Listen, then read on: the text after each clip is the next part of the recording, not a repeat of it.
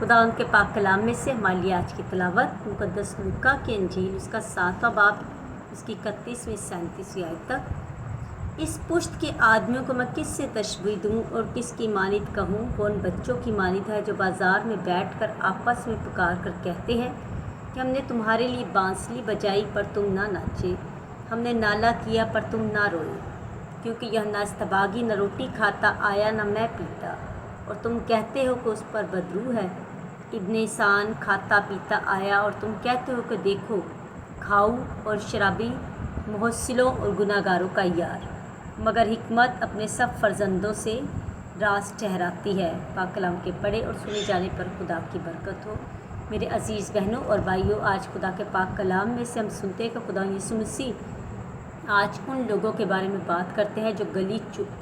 कूचों में बैठकर मुख्तलिफ़ किस्म के लोगों के लिए मुख्तलिफ़ किस्म के आर्ग्यूमेंट्स पेश करते हैं। खुदा यीशु मसीह आज हमें ये बार बार करवाते हैं कि हमने बाहर बैठकर लोगों पर कोई किसी किस्म के बातें नहीं बनानी, उनकी ज़िंदगियों में नहीं झांकना, बल्कि अपनी ज़िंदगी को बेहतर करने की कोशिश करनी है। बहुत दफ़ा जब हम गली मोहल्ले में बैठते हैं तो जो शख्स गुज़रता है उसके बारे में बातें करनी शुरू कर देते हैं,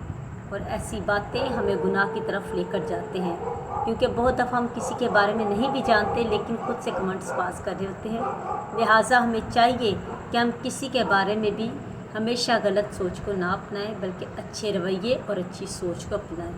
बल्कि दूसरों के मददगार और दूसरों पर तंज़िया हंसने और उस पर बातें करने के बजाय दूसरों की मदद का वसीला बने। खुदा हमें ये वक्त और ये बातें समझाते हैं कि हम हमेशा दूसरों के मददगार रहें और दूसरों पर ताना कसने वाले नहीं, बल्कि